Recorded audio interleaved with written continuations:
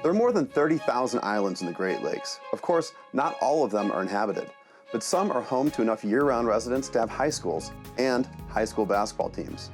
So who's your crosstown rival when you live on an island? It could be another island team hundreds of miles away.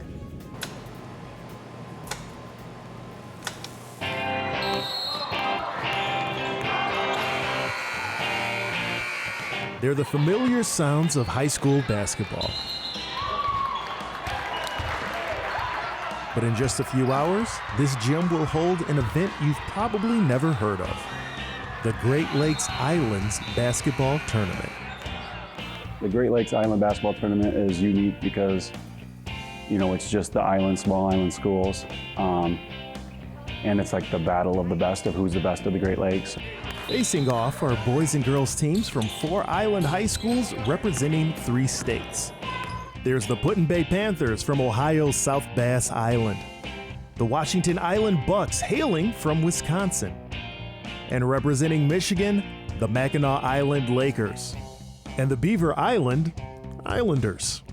It's fun mainly because Beaver Island is our rival and we've always been rivals. We have a lot of friends there. And then Put-in-Bay and Washington Island, we just have friends there and it's kind of fun when they come up here.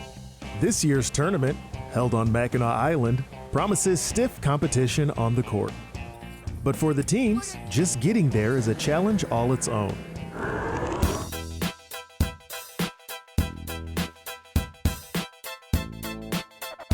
For the Put-in-Bay Panthers, the trip north from Lake Erie began the day before.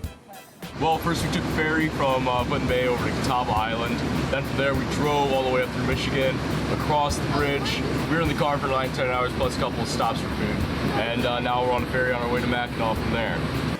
All right, Put-in-Bay! Head to the street, take a right. With no cars allowed on the island and only 2 horse-drawn carriages in service, the Panthers decide to make the icy walk from the dock right to the tournament.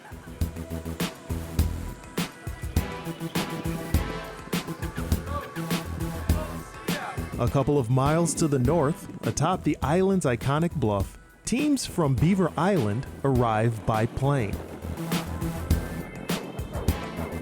We took off on the plane. Gorgeous flight. We got to fly over the Mackinac Bridge, which is always a great thing to see. When the students' horse-drawn ride doesn't show up, they too have to make the snowy trek to the tournament. Finally, after more than 8 hours of driving and a hotel stay, the Washington Island Bucks reach Mackinac Island.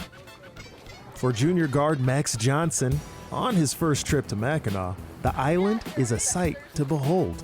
It looked like the Wizard of Oz or something like that, one of those fantasy towns, because you see all the buildings right up next to each other, different colors everywhere too, and then they've got that massive Christmas tree in the middle of the road, Christmas lights everywhere, so it's really beautiful around here. Even the hometown Mackinac Lakers have an unusual commute to the tournament. As you can see outside, there's a lot of snow and not as many people. We drive snowmobiles to and from school and anywhere else we'd like to go.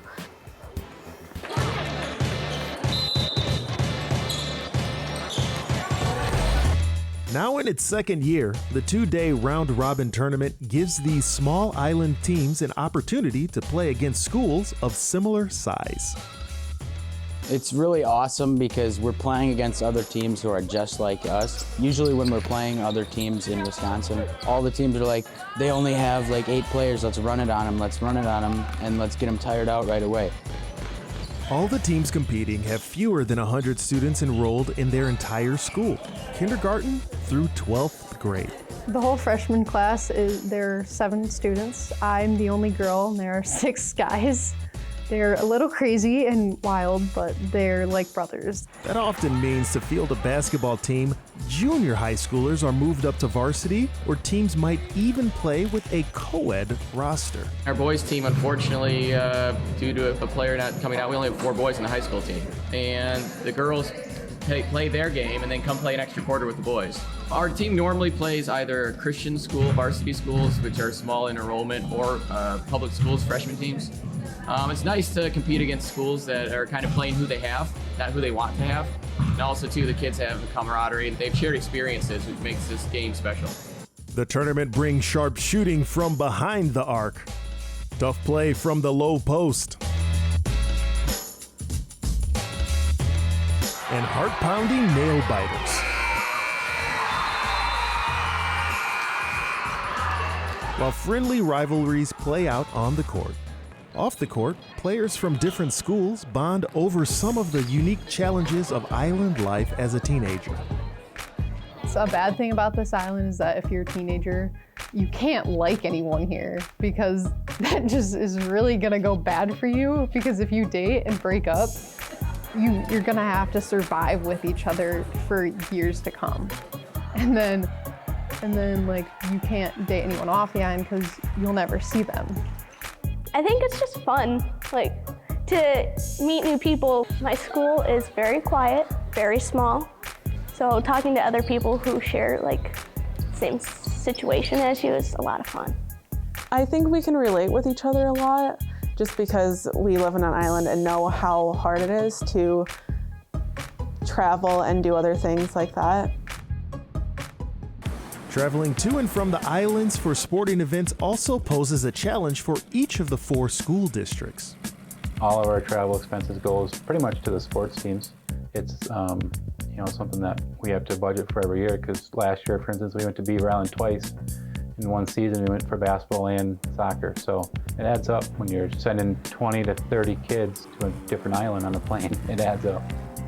But for the schools, sports boosters, and parents, the experience is worth paying for. Sports are very important at our school, and it's kind of, if you don't play sports, then you're gonna be bored. All the community comes to every single basketball game, and our school is very supportive of our sports programs. I've known most of these kids when they were born. So you get very attached to all of them, and you want them to do well and you want them to succeed. When the final buzzers sound, the Beaver Island boys and the Put-in-Bay girls both repeat as tournament champions. We were really hyped because we won it last year. We won all 3 games, which is how you win the tournament. We were like, yeah, let's go. And so we were really excited about doing that. It was a long trek and we made it worth it. It goes in our trophy case at school and we get to hold it and touch it as much as we want. For the teams that fell short, next year's tournament means a trip to a different island and another shot at the Great Lakes Islands title. Hey, I mean, our tournament next year is in Put-in-Bay, and if they beat us on our home turf, we're gonna beat them on their home turf.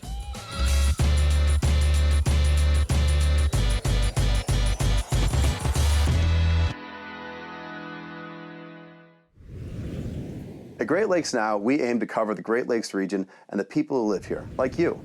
Please follow us on social media, subscribe to our YouTube channel, and sign up for our newsletter at greatlakesnow.org.